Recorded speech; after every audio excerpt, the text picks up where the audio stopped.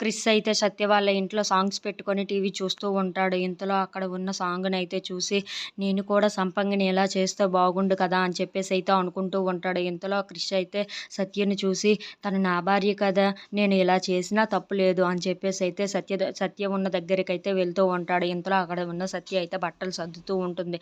ఇంతలో అది చూసిన క్రిష్ అయితే నా భార్య నేనేం చేస్తే ఎవరేమనుకుంటారు? ఇదేం తప్పు కాదు కదా! అని చెప్పేసి అయితే సత్య దగ్గరకు అలా నెమ్మదిగా వెళ్తూ ఉంటాడు. అది గమనించకుండా సత్య అయితే బట్టలన్నీ మడత పెట్టుకుంటూ ఉంటుంది. ఇంతలో సత్య వెనక్కి వచ్చి క్రిష్ అయితే గట్టిగా వాటేసుకుంటాడు. అది చూసిన సత్య అయితే "హే! వదులు, వదులు" అని చెప్పేసి అయితే అంటూ ఉంటుంది.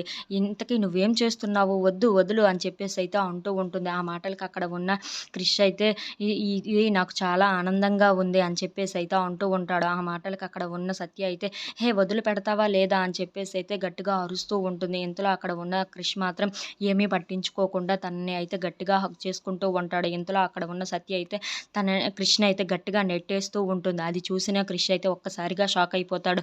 "నువ్వేమైనా మానవ మృగానివా ఏంటి?" అని చెప్పేసి అయితే గట్టిగా అరుస్తూ ఉంటుంది. అది చూసిన క్రిష్ అయితే ఒక్కసారిగా షాక్ అయిపోయి సత్య వైపు చూస్తూ ఉండిపోతాడు. "నువ్వు చేస్తున్నది ఏంటి?" అని చెప్పేసి అయితే గట్టిగా అరుస్తూ ఉంటుంది.